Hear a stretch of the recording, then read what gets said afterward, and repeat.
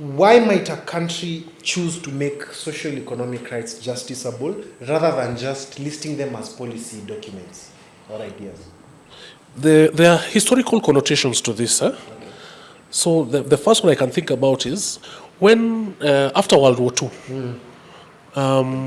yes, the Great War that actually set up the current global system that we have, right?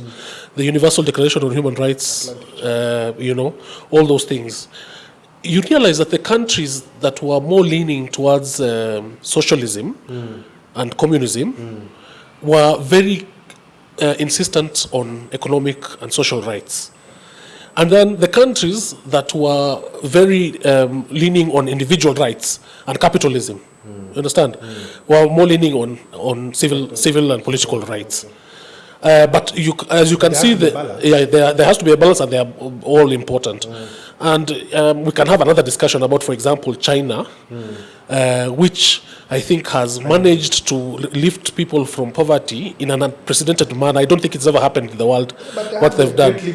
Yes, but realize that their model was more socio-economic rather than...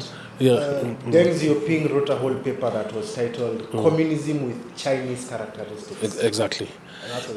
And the big question was that, did we ever have systems in Africa that had African characteristics?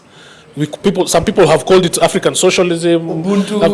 Those things. Museveni talks about this a lot. He says, in the West, there are things that would pass in the name of democracy and human rights.